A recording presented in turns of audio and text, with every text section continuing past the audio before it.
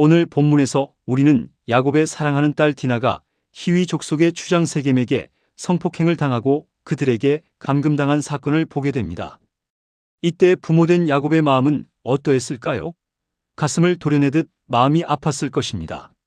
그런데 압복나루에서 하나님을 만나고 이스라엘이라는 새 이름까지 얻으며 축복받은 야곱에게 왜 또다시 이러한 불행이 찾아왔을까요? 야곱이 하나님의 말씀에 철저히 순종치 않았기 때문입니다. 야곱은 하나님께서 그에게 베델로 올라가라고 하셨으나 그는 베델로 올라가지 아니하고 타락한 성 세겜의 장막을 치고 눌러앉았기 때문입니다. 야곱이 만일 하나님의 말씀에 순종하여 처음부터 베델로 올라갔더라면 이런 불행은 당하지 않았을 것입니다. 이처럼 성도에게 있어서 극복하기 힘든 어려운 일이 닥치는 것은 그가 하나님의 말씀에 바로 서지 못하고 불순종하기 때문인 경우가 적지 않습니다. 그러므로 여러분에게 극복하기 힘든 어려움이 닥친다면 먼저 자신이 하나님의 말씀 위에 바로 서 있는지 살펴보아야 합니다. 그리고 만일 문제가 말씀에 불순종해서 온 것이라면 회개하고 그 불순종의 길에서 돌이켜야 합니다.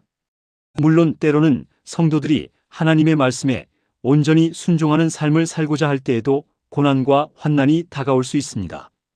그러나 순종으로 인한 고난은 하나님께서 미리 피할 길을 주셔서 능히 극복할 수 있게 하십니다.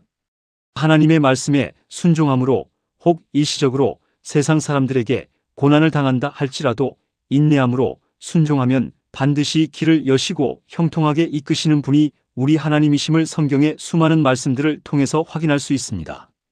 그러나 불순종으로 인한 환난은 반드시 그 대가를 치루어야 합니다. 본문을 살펴보면 1절에 야곱의 딸 디나가 그 땅 곧 세겜의 여자를 보러 나갔다고 하였습니다. 아마 디나는 그 땅 여자들이 어떤 옷을 입고 어떤 화장을 하고 어떤 놀이를 즐기는지를 보러 나갔을 것입니다. 그러나 그것이 실수였습니다. 가나안의 타락한 세속 문화에 대한 지나친 호기심과 관심 때문에 디나는 평생 지울 수 없는 상처를 입고 만 것입니다. 디나는 이미 세겜 성이 하나님을 믿지 않고 우상을 숭배하는 곳임을 잘 알고 있었습니다. 따라서 그녀는 하나님을 믿는 자로서 가나안의 타락한 세속의 문화에 물들지 않도록 주의를 기울이고 그들과 어울리지 말았어야 했습니다. 그런데도 디나는 세속 문화에 대한 지나친 호기심으로 인해 스스로 불행을 자초한 것입니다. 그런데 지금 이 시대에도 디나와 같은 성도들이 적지 않습니다. 세상 사람들이 어떻게 살고 행동하는지 알아야 그들을 전도할 수 있지 않겠습니까? 세상을 알아야 우리의 신앙을 더욱 확고하게 지킬 수 있습니다. 이런 말로 세상에 대한 호기심과 음란한 세상 문화를 접하는 것을 스스로 정당화합니다. 그러나 이것은 우리를 시험에 빠지게 하려는 마귀의 은밀한 유혹일 뿐입니다. 성도가 세상 사람들과 함께 살면서 그들과 화평의 관계를 갖는 것은 당연한 일이지만 그렇다고 타락한 세상 문화까지 함께 공유해서는 안 되는 것입니다. 타락한 세속 문화는 단호하게 배격하고 오직 경건에 이르기에 힘쓰는 것이 성도의 올바른 태도입니다. 그럴 때 신앙적 순수성을 지킬 수 있을 뿐만 아니라 마귀의 유혹과 시험에서도 승리할 수 있는 것입니다. 3절에 세겜 추장이 디나를 사랑하였다고 말하고 있습니다. 그러나 디나를 향한 세겜 추장의 사랑은 진실한 사랑이라고 말할 수 없습니다. 만일 그가 진심으로 디나를 사랑했다면 성폭행으로 인해 디나가 받을 마음의 상처를 먼저 생각했을 것입니다. 그리고 자신의 순간적인 정욕을 참았을 것입니다. 따라서 세겜 추장의 사랑은 육체적이고 순간적이며 거짓된 것일 뿐입니다.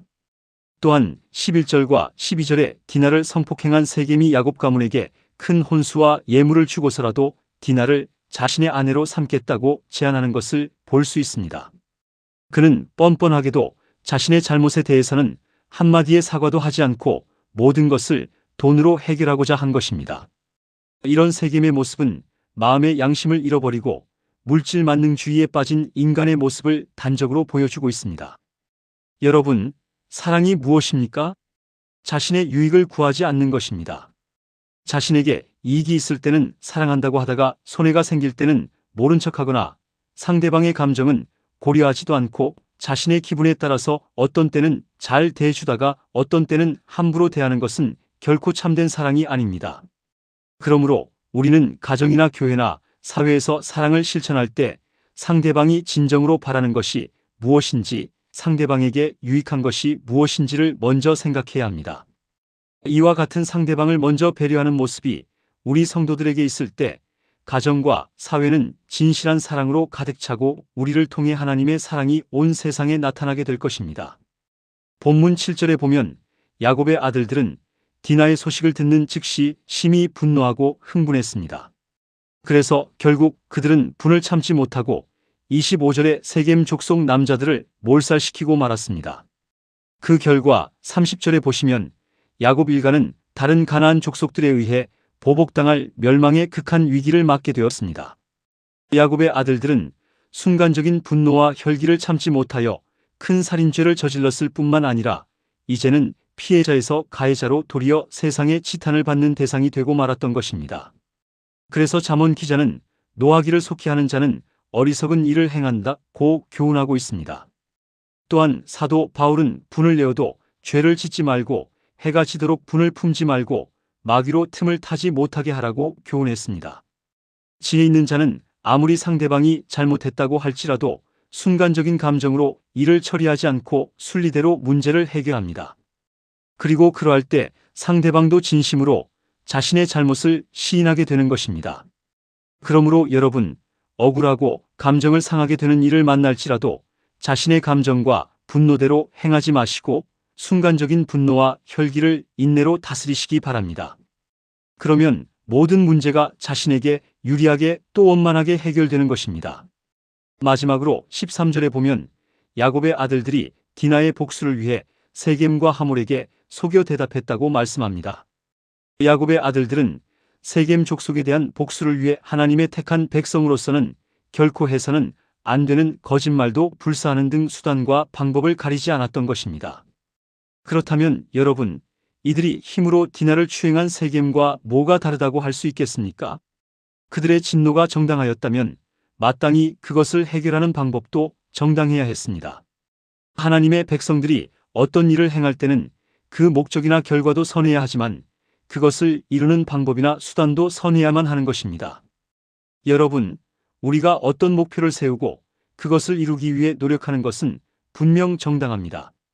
그러나 남을 속이고 권모술수로 남을 해치면서 목적을 이루려는 것은 오히려 스스로 심판을 초래할 뿐입니다. 우리는 비록 더디고 많은 열매를 얻지 못한다고 할지라도 정당한 방법과 노력의 열매를 추구할 때 진정 하나님과 사람 앞에서 인정받는 성도가 될 수 있다는 것을 기억하고 오늘 하루도 하나님이 기뻐하시는 선한 삶을 살아내는 우리 모두가 되기를 예수님의 이름으로 축복합니다. 기도하겠습니다. 거룩하시고 공의로우신 하나님 아버지, 오늘 창세기 34장의 말씀을 통해 죄와 분노가 또 다른 죄를 낳고 잘못된 선택이 한 사람뿐 아니라 가정과 공동체에 깊은 상처를 남길 수 있음을 깨닫게 하시니 감사합니다.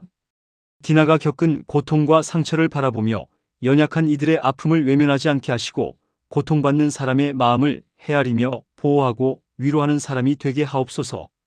시므온과 레위가 분노에 사로잡혀 자신의 방법으로 복수했던 모습을 보며 우리의 마음도 돌아보게 하옵소서. 화가 나고 억울한 일을 당할 때 감정대로 행동하지 않게 하시고 분노를 주님께 맡기며 하나님의 뜻과 방법을 구할 수 있는 지혜를 허락하여 주옵소서. 죄를 죄로 갚지 않게 하시며 미움이 또 다른 미움을 만들어내지 않도록 우리의 마음을 지켜주옵소서. 상처받은 관계에는 치유와 회복을 허락하시고 잘못한 일이 있다면 정직하게 인정하고 돌이키는 용기를 주옵소서. 우리의 가정과 교회와 다음 세대를 지켜주시며 세상의 방법이 아니라 하나님의 말씀을 따라 거룩하고 정직하게 살아가게 하옵소서. 모든 사람을 존중하고 사랑하며 어디에서든 화평을 이루는 하나님의 자녀가 되게 하옵소서. 우리의 상처를 치유하시고 바른 길로 인도하시는 예수 그리스도의 이름으로 기도드립니다. 아멘.